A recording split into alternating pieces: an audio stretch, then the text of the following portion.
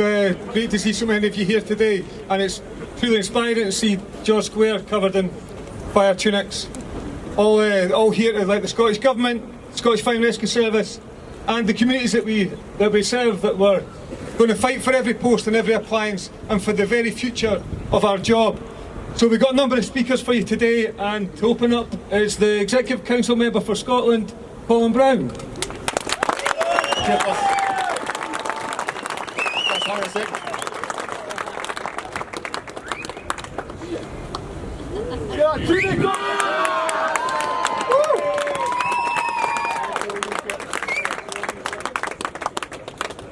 Not happy with taking the pumps that we sit on from us. They want to take our tunics off our backs.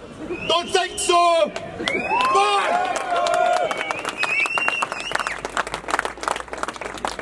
I want to start by welcoming delegations from across the whole of the country. This is a national dispute that we are getting into.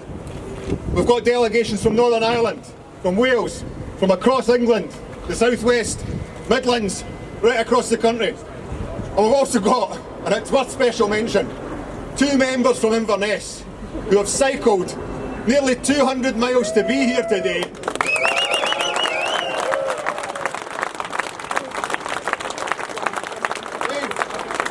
There they are.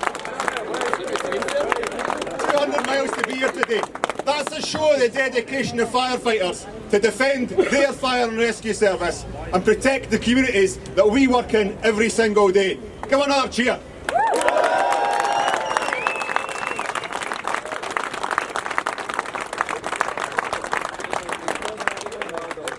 I made the mistake of paper speeches last year. I think I'd learn.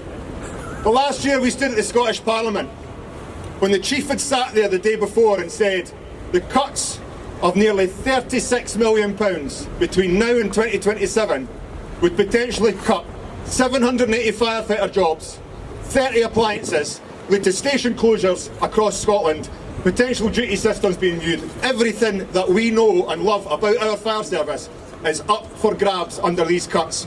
And they can tell us it's modernisation with the usual mantra that we hear from the right wing and the people that want to cut our services and our public services.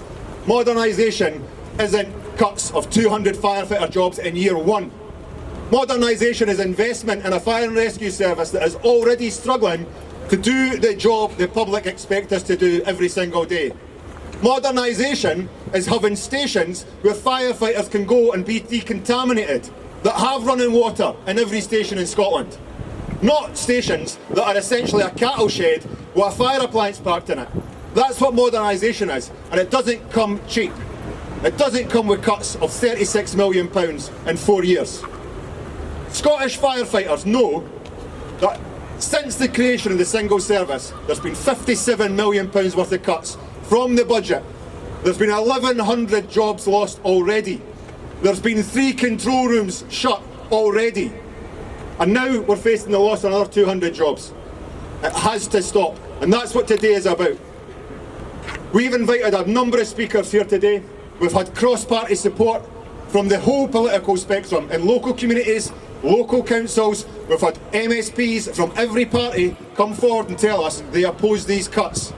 They need to do it in their workplace. They need to oppose it in the Scottish Parliament and get the pressure on to get investment into the Scottish Fire and Rescue Service, not just to reverse this round of cuts, but to actually build a modern fire and rescue service fit to take us forward against climate change, against flooding.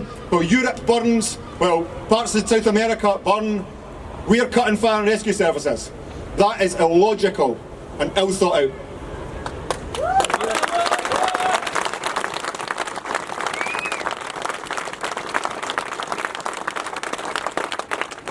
And the members that are here from across the country, they know that this isn't just belly laughs from the FBU and us sensationalising the situation.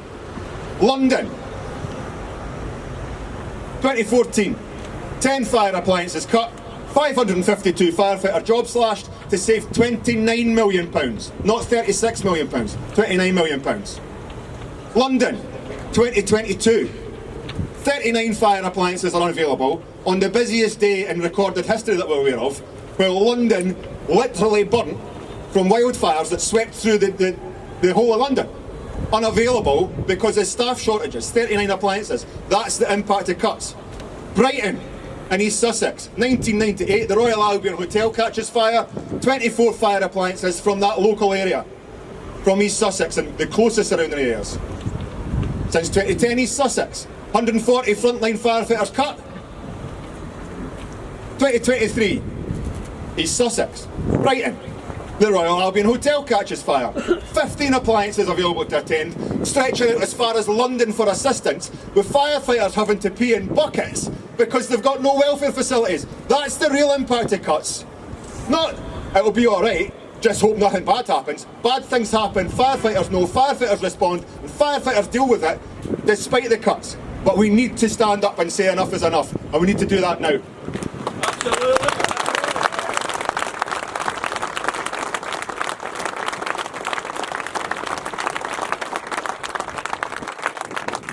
A lot's been made about the fantastic data modelling that the Scottish Service have done. We've seen it. It's really impressive.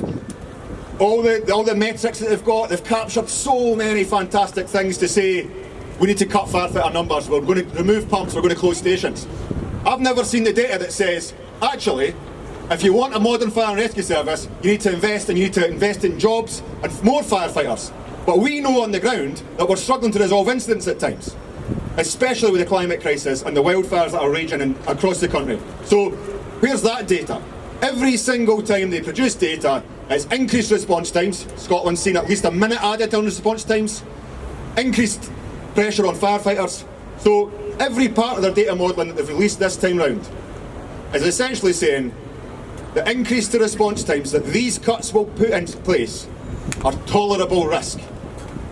So, to the members of the public that are here, and it's hard to tell because I know a lot of the members of the public will have bought tunics online to look like firefighters today. Tell me what's a tolerable risk to your life, your children's life, your family's life. 5 seconds, a minute, 2 minutes? Because that's the reality we're talking about. It's tolerable risk as far as the data crunchers say. We can extend the response times as long as it's tolerable. It's not tolerable to me, and I know the FBU members that are in front of me today, it's not tolerable to them.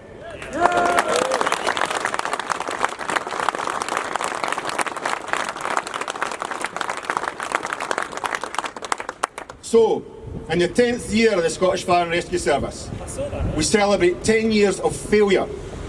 Failure to invest adequately in the Scottish Fire and Rescue Service by the Scottish Government has led to failure to recruit adequately to the target operating model, failure to adequately train, failure to invest in technologies such as telemetrics for breathing apparatus teams, failure to act with haste on decontamination for firefighters to go to their work and not be exposed unnecessarily to carcinogens and chemicals that damage their health.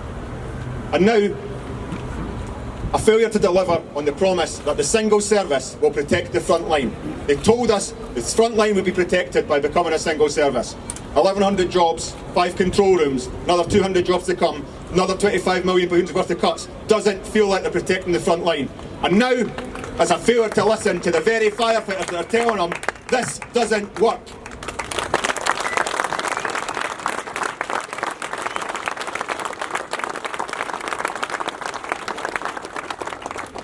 So here it is. The Scottish Regional Committee met last week and agreed that if the funding position from the Scottish Government for the Scottish Fire and Rescue Service does not improve in this year's budget, that the cuts to 200 jobs are not reversed, then as a committee we will have no option but to recommend to our members that we begin preparations to ballot for industrial action.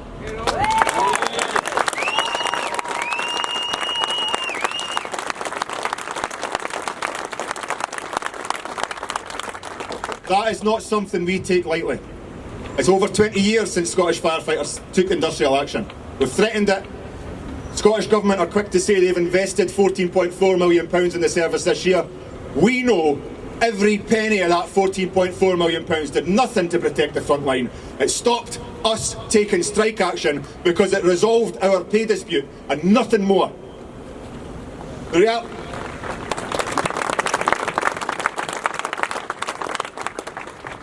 The reality is, if they don't invest, We have to take action to defend our jobs, our health and safety, and the communities that we live and work in.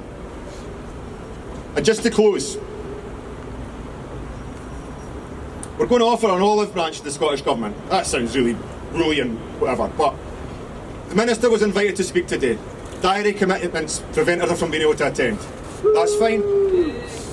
That's fine.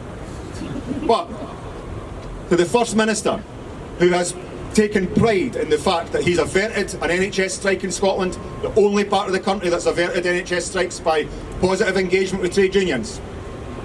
The First Minister that stood at the STUC Congress earlier this year and spoke of how proud he was of the relationship that they have with trade unions.